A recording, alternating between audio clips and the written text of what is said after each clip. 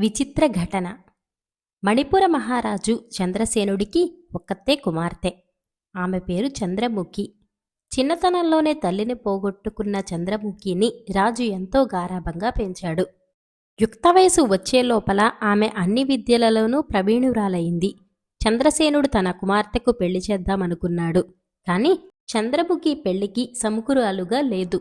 చంద్రముఖి తరచుగా తన చెలికత్తెలతో కలిసి వేటకు వెళ్లేది. ఒకరోజు వేటలో ఆమె తన చెలికత్తెల నుంచి పరివారం నుంచి వేరుపడి ఒంటరిగా అరణ్యంలో చిక్కుకుపోయింది. మిగిలిన వాళ్లు ఆమె కోసం ఎంతో వెతికారు. కాని ప్రయోజనం లేకపోయింది. చీకటి పడిన దాకా చూసి రాజకుమార్తె ఏ క్రూర మృగం వాతనో పడిందనుకుని నిరాశ చెంది మిగిలిన వారు రాజభవనానికి తిరిగి వెళ్లి జరిగిన సంగతి రాజుగారితో చెప్పారు. అయితే అంతకు పూర్వమే చంద్రముఖి ఇల్లు చేరుకొని తన పరివారం గతి ఏమైనది ఎవరికీ చెప్పక ఇంకా చీకటి పడకముందే తన పడక గదికి వెళ్ళిపోతూ తెల్లవారిన దాకా తనను లేపవద్దని హెచ్చరించింది. అది మొదలు ఆమె పరధ్యానంగానూ విచారంగానూ ఉన్నట్టు అందరికీ కనిపిస్తూ వచ్చింది. దానికి కారణం ఏమిటో ఆమె చేత ఎంత ప్రయత్నించి ఎవరూ చెప్పించలేకపోయారు. ప్రతిరోజు ఆమె చీకటి పడకముందే తన గదికి వెళ్ళిపోయి తలుపులు బిగించుకుని తెల్లవారిన దాకా బయటకు వచ్చేది కాదు. ఆమెకు త్వరలోనే వివాహం చేయటం మంచిదని రాజుకు తోచింది. అందుకు చంద్రముఖి ఒప్పుకున్నది. రాజు పరమానందభరితుడై ఆమెకు స్వయంవరం ఏర్పాటు చేశాడు. స్వయంవరం నాటికి అనేక మంది రాజకుమారులు వచ్చారు. ఎందుకంటే చంద్రముఖి గొప్ప సౌందర్యవతి అని ప్రతీతి ఉండేది. చంద్రముఖి దట్టమైన మేలిముసుగు ముఖానికి కప్పుకుని చేతిలో వరమాల పట్టుకుని స్వయంవర మంటపానికి వచ్చింది. ఆమె ఏ రాకుమారుడిని పరీక్షగా చూసినట్టు కనిపించలేదు. మొక్కు తీర్చుకునే దానిలాగా ఆమె ఎవరో ఒకరి మెడలో మాల వేసి చప్పున అంతఃపురంలోకి తిరిగి వెళ్ళిపోయింది. అప్పటికే సూర్యాస్త సమయం కావచ్చింది. రాజకుమార్తె ప్రవర్తన అందరికీ ఆశ్చర్యాన్ని కలిగించింది. అలాంటి స్వయంవరాన్ని ఎవరూ ఎక్కడా చూసి ఉండలేదు. ఏమైనా స్వయంవరం ముగిసింది కనుక వరమాల అందుకున్న చేదీ దేశపు యువరాజు చక్రసేనుడు తప్ప మిగిలిన వారందరూ తమ తమ దేశాలకు వెళ్ళిపోయారు. చక్రసేనుడు మాత్రం ఆ రోజు చంద్రసేన మహారాజు ఆతిథ్యం స్వీకరించాడు. మర్నాడు చంద్రసేనుడు తన అల్లుడి కత్తిని తీసుకుని అతన్ని అతని పరివారాన్ని సగౌరవంగా చేదీ దేశానికి తిప్పి పంపాడు. కత్తికి పెళ్లి చేయటం మణిపుర రాజవంశ సాంప్రదాయం. చంద్రముఖికి చక్రసేనుడి కత్తికి వైభవంగా వివాహం జరిగింది. వివాహం జరిగిన చంద్రముఖి ప్రవర్తనలో మార్పేమీ కనిపించలేదు. ఒక నెల రోజులు కుమార్తెను తన వద్దనే ఉంచుకుని ఒక శుభముహూర్తాన కట్న కానుకలలో చంద్రసేన మహారాజు ఆమెను సపరివారంగా అత్తవారింటికి పంపాడు. చంద్రముఖి వచ్చిన రోజు చేదీ నగరంలో గొప్పగా వేడుకలు జరిగాయి. ఆ రాత్రి వధూవరుల శోభనం ఏర్పాటైంది. చంద్రముఖి సూర్యాస్తమానం కాకుండానే భోజనం చేసి శయ్యాగృహానికి చెలికత్తెల వెంట వెళ్లి చీకటి పడేలోపుగా తన చెలికత్తెలందరినీ పంపేసి తాను గదిలో ఒంటరిగా మిగిలిపోయింది. పెళ్లికొడుకైన చక్రసేనుడు రాత్రి కొంత పొద్దుపోయి శయ్యాగృహానికి వెళ్లాడు. కాని అక్కడ ఎవరూ లేరు. తన భార్య గొప్ప అందగత్తె అని విన్నాడు. కాని చక్రసేనుడు ఎత్తదాకా ఆమె ముఖం చూసి ఎరుగడు. ఆమె కనిపించకపోయేసరికి అతనికి ఆశాభంగమైంది. అతను తన భార్యను గురించి అందరినీ అడిగాడు. ఆమె ఏమైపోయినది ఎవ్వరికీ తెలీదు. రాజభవనం అంతా వెతికారు కాని ఆమె జాడ కనిపించలేదు. చక్రసేనుడు ఆ రాత్రికి రాత్రే తన భార్యను వెతుకుతూ గుర్రం మీద బయలుదేరాడు. అతను నగరం దాటగానే నడిచిపోతూ ఒక ముసలావిడ గుడ్డి వెన్నెలలో కనిపించింది. అతను ఆమెను చేరుకుని, అవ్వా, ఈ దారి వెంట వయసులో ఉన్న స్త్రీ ఎవరన్నా వెళ్లటం చూశావా అని అడిగాడు. ముసలావిడ ఏదో గొనుక్కుని, ఎవరు నాయనా నువ్వు, ఏమిటి కదా అని అతన్ని అడిగింది. చక్రసేనుడు ముసలావిడకు జరిగినదంతా చెప్పాడు. ఆ మనిషే అయి ఉంటుంది నాయనా, కొంతసేపటి కిందట ఇటుగా పరిగెత్తుకుంటూ వెళ్ళింది. ఎంత ఘోరం, నన్ను కూడా గుర్రం మీద ఎక్కించుకున్నావంటే ఇద్దరము కలిసి వెతుకుదాం అన్నది ముసలావిడ. ఇద్దరూ గుర్రం మీద చాలాసేపు ఆ ప్రాంతాల గల దారులన్నీ తిరిగారు. కాని చంద్రముఖి జాడలేదు. నాయనా, చాలా దూరం తిరిగాం. ఇంకో జాముకల్లా తెల్లవారిపోతుంది. ఈ చెట్టు కింద కాస్త విశ్రమించుకుందాం అన్నది ముసలావిడ. అప్పటికీ గుడ్డివెన్నెల కూడా పోయి కటిక చీకటి ఆవరించడం చేత చక్రసేనుడు ఆమె సలహా పాటించి ఒక చెట్టు కింద పడుకొని వెంటనే నిద్రపోయాడు. మర్నాడు ఎండ ముఖం మీద పడ్డాక కాని అతనికి మెలకువ రాలేదు. అతను నిద్రలేస్తూనే అవ్వ కోసం చూశాడు.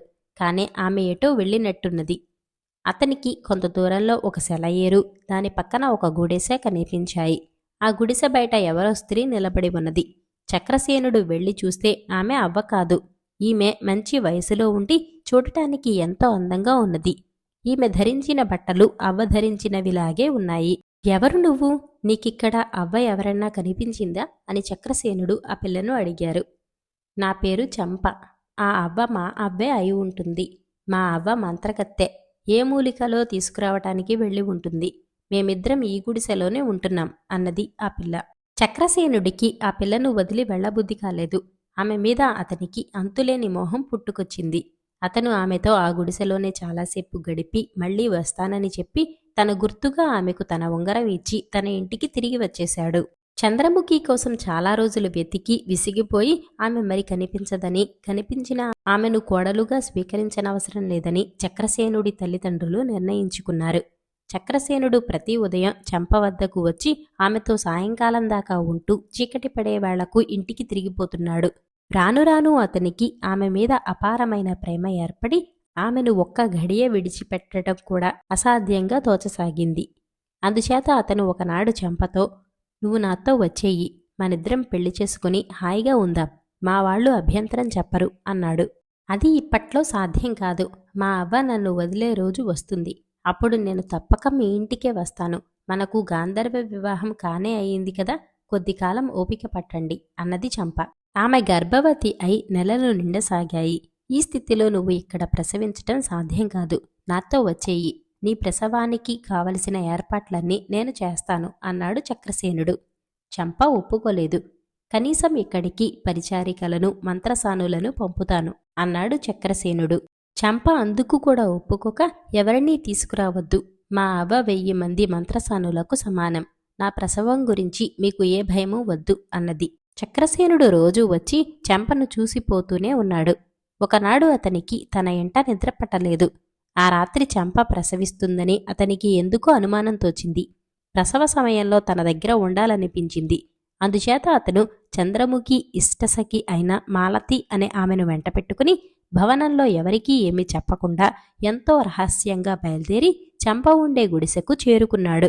గుడిసెలో నుంచి ప్రసవ వేదన వినవస్తున్నది. చక్రసేనుడు బయటే ఉండి మాలతిని లోపలికి వెళ్లి సహాయపడమన్నాడు. మాలతి లోపలికి వెళుతూనే కెవ్వున అరచి బయటకు వచ్చింది. లోపల ఏదో దారుణం జరిగిందనుకుని చక్రసేనుడు తానే లోపలికి వెళ్లి అక్కడి దృశ్యం చూసి కొయ్యబారిపోయాడు.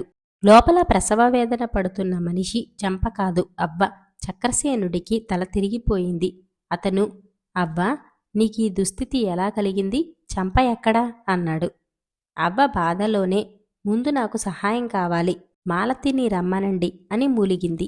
చేసేది లేక చక్రసేనుడు బయటకు వచ్చి మాలతిని లోపలికి పంపాడు.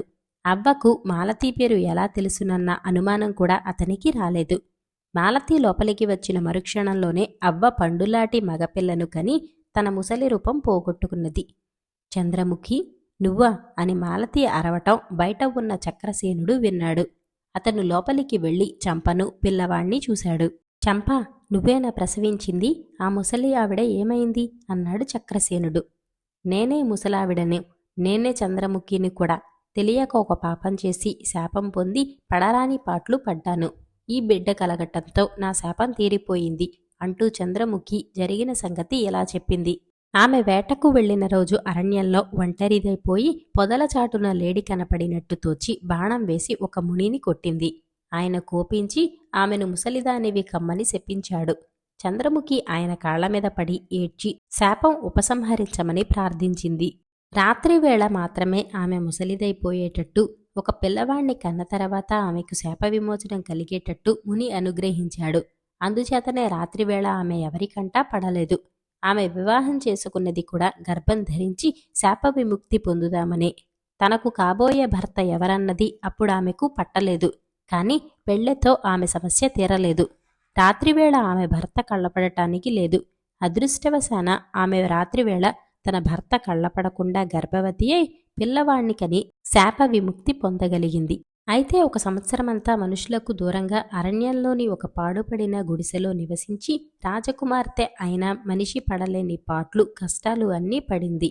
అంతా విని చక్రసేనుడు తన భార్య ధైర్య సాహసాలను దృఢ నిశ్చయాన్ని అభినందించి ఆమెను తన కుమారుణ్ణి తన నగరానికి తీసుకుపోయి జరిగినదంతా తన తల్లిదండ్రులకు చెప్పి భార్య బిడ్డలతో సుఖంగా ఉన్నాడు. మంత్రి పదవి.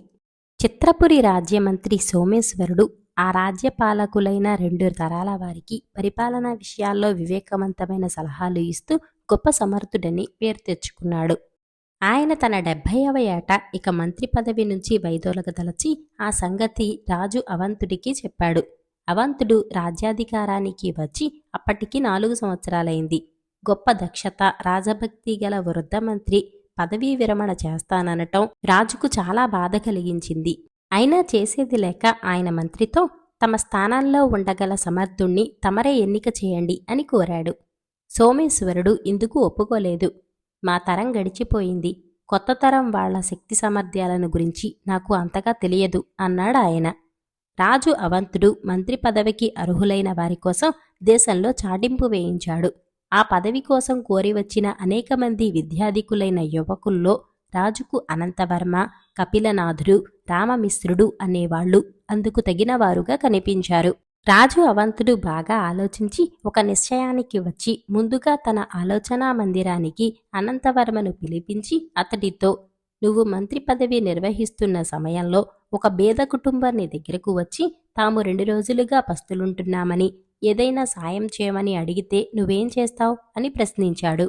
మహారాజా, ఆ బేద కుటుంబానికి అన్ని విధాలా సహాయం చేసి జీవితంలో వాళ్లకు మరేనాడు తిండి కొరత అన్నది కలగకుండా చేస్తాను అని జవాబిచ్చాడు అనంతవర్మ. ఆ తర్వాత రాజు కపిలనాథుడిని పిలిపించి అదే ప్రశ్న అడిగాడు. కపిలనాథుడు ఒక క్షణం ఆలోచించి, మహారాజా, అసలు ఆ కుటుంబం పస్తులుండవలసిన స్థితి ఎందుకు కలిగిందో దాని పూర్వాపరాలు క్షుణ్ణంగా విచారిస్తాను.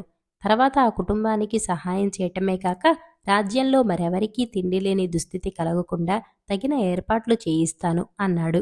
రాజు రామమిశ్రుణ్ణి పిలిపించి తత్తిమా ఇద్దరిని అడిగినట్టే అడిగాడు. రామమిశ్రుడు ఆ ప్రశ్న వింటూనే, మహారాజా, నా మంత్రి పదవీ కాలంలో దేశంలో ఎవరికైనా తిండి, బట్టకు కొరత అంటూ ఏర్పడినట్టు తెలిసిన మరుక్షణం నేను నా పదవికి రాజీనామా ఇస్తాను అన్నాడు. రాజు ఆశ్చర్యపడి, మంత్రి పదవే వదులుకుంటావా? కారణం అన్నాడు. ఎంతో కాలంగా సాగుతున్న తమ చల్లని పరిపాలనలోనూ వృద్ధులైపోయిన మహామంత్రి గారి ఆధ్వర్యంలోనూ రాజ్యంలోని ఏ ఒక్కరూ ఈనాటి వరకు తిండి దొరకని దీనావస్థల పాలు కాలేదు. అలాంటిది నేను మంత్రినైన తర్వాతనే ప్రజల్లో ఏ కొద్ది మందికైనా ఈ దుస్థితి సంభవించిందంటే అందుకు మంత్రిగా నా అసమర్థతే కారణం అవుతుంది. అందువల్ల నేను మంత్రి పదవి వదులుకొని మరెవరైనా సమర్థులకు ఆ పదవి లభించే అవకాశం ఇస్తాను అన్నాడు రామమిశ్రుడు. ఈ జవాబు రాజుకు చాలా సంతోషం కలిగించింది. ఆయన ఆ రోజునే రామమిశ్రుణ్ణి చిత్రపురి రాజ్యమంత్రిగా ప్రకటించాడు.